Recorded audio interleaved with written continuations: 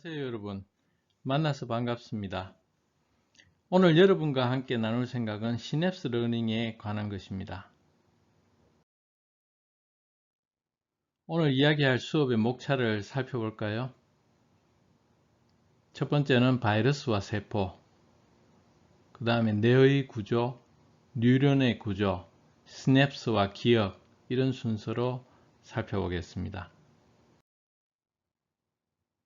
현재 코로나 바이러스로 인해 전 세계가 홍역을 치르고 있습니다. 여러분 앞에 보이는 이 사진이 바로 코로나 바이러스입니다.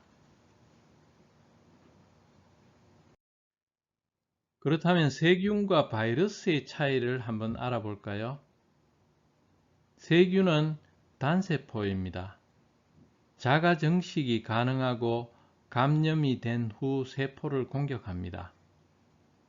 전염 속도는 비교적 느리며 항생제로 치료할 수 있습니다. 이에 반해 바이러스는 세포가 아닙니다. 세포 내에 침투하여 세포를 파괴하며 감염 속도는 빠릅니다. 백신으로 치료해야 하며 방어가 불가능합니다.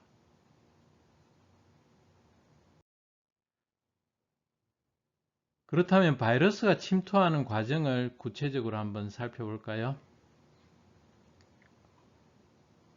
왼쪽 위 바이러스가 세포질에 들어가서 바이러스 유전자를 복사를 합니다. 그리고 새로운 바이러스를 복제한 후에 이 새로운 바이러스는 세포를 떠나게 됩니다. 이런 과정을 반복하는 것이죠. 다음은 인간의 세포입니다. 중요한 부분만 설명하겠습니다. 먼저 핵 또는 핵산입니다. 핵은 DNA와 RNA를 포함하며 세포에서 유전 정보를 전달하고 저장하는 역할을 합니다. 리보솜은 아미노산을 연결하여 단백질을 합성합니다. 미토콘드리아는 세포 호흡을 담당하는 세포 소기관입니다. 비유하자면 화력발전소라고 생각하면 됩니다. 미토콘드리아의 에너지 효율은 40%인데 자동차의 에너지 효율이 20%임을 감안한다면 2배 정도 에너지 효율이 높다고 할 수 있습니다. 미토콘드리아는 원시 시대에는 독립적 생물이었지만 세포의 호흡을 맡는 대신 영양분과 안전을 보장받는 공생관계를 유지한다고 알려져 있습니다. 다음은 세포 분열 과정입니다. 이것은 전체 과정은 아니고 모 세포에서 세포 4개를 만드는 과정입니다. 세포는 수정 이후 1시간 이내에 세포 분열을 시작하며 사람의 경우 4일간 몇 차례의 세포 분열을 거치게 됩니다. 뇌의 구조입니다. 뇌는 3단계로 진화되었는데요. 먼저 뇌가는 생명과 직접 관련이 있으며 파충류를 비롯한 모든 동물에 존재합니다. 빨간색으로 표시한 부분이죠. 다음 구피질은 노란색으로 표시되어 있는데요. 감정을 관리하며 포유류의 뇌에서 발견됩니다. 그리고 초록색으로 되어 있는 되뇌피질은 인간의 뇌에서만 발견이 됩니다. 그래서 우리 인간의 뇌는 이 3단계로 진화해서 발전되었습니다.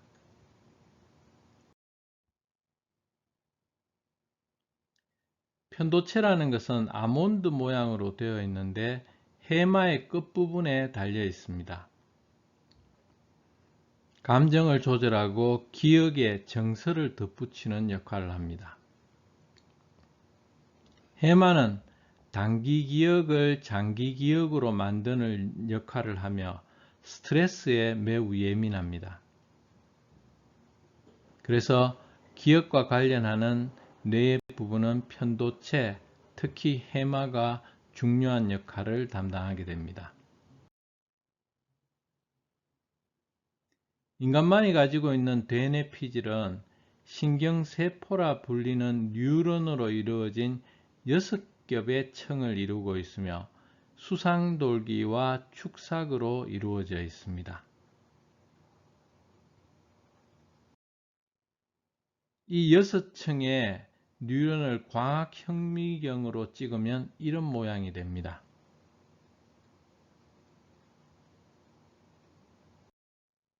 이러한 뉴런의 구조는 수상돌기, 여기서는 가지돌기라고 되어 있죠. 축삭으로 이루어져 있으며 신경세포체 안에는 핵과 미토콘드리아가 보입니다. 뉴런은 감각뉴런, 운동뉴런, 연합뉴런으로 나누어집니다. 자극을 흡수하는 수상돌기와 그 반응을 내보내는 축삭돌기의 끝부분을 시냅스라고 합니다. 이것이 시냅스의 모양입니다. 시냅스와 시냅스 사이에는 상호분리되어 있습니다. 그러면 어떻게 그 자극이 전달될 수 있을까요? 시냅스와 시냅스의 신호 전달은 아주 쉽게 말하자면 화학 신호를 전기 신호로 변환시켜 전달합니다.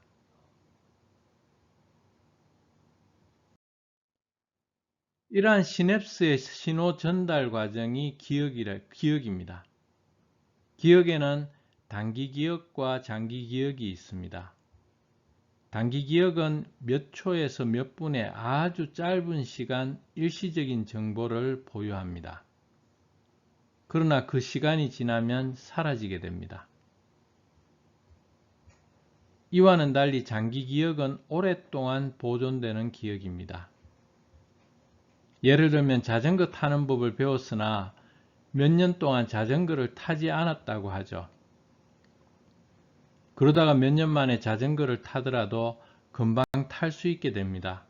이것은 뇌가 자전거 타는 법을 기억하고 있었다는 것을 의미합니다. 즉 장기 기억이라 할 수 있죠. 지금 보이는 그래프는 에빙하우스의 망각곡선이라고 합니다. 망각곡선은 시간이 지남에 따라 기억이 남아있는 감소의 정도를 나타내는데요. 실험에 따르면 학습 후 10분부터 망각이 시작되며 1시간 후에는 50%가 망각되고 하루 후에는 70%, 1개월 후에는 80%가 망각됩니다. 그러나 에빙하우스는 훈련과 반복을 통해 기억을 보존할 수 있다고 주장했습니다. 이것은 말하자면 단기 기억을 장기 기억으로 변환시키는 것입니다. 그렇다면 단기 기억을 장기 기억으로 변환시키는 효과적인 학습 방법은 무엇일까요? 첫 번째는 사실적 지식에 대한 기초가 필요합니다. 무엇보다 기초적인 개념들에 대한 탄탄한 기초가 필요하죠. 우주의 기원을 예를 들면 먼저 우주의 기원과 관련한 블랙홀이나 빅뱅에 관한 기초적인 개념이 있어야겠죠. 두 번째 단계는 사실과 생각의 이해입니다. 즉, 개념적인 프레임의 맥락에서 사실과 자신의 생각을 통한 이해가 필요합니다.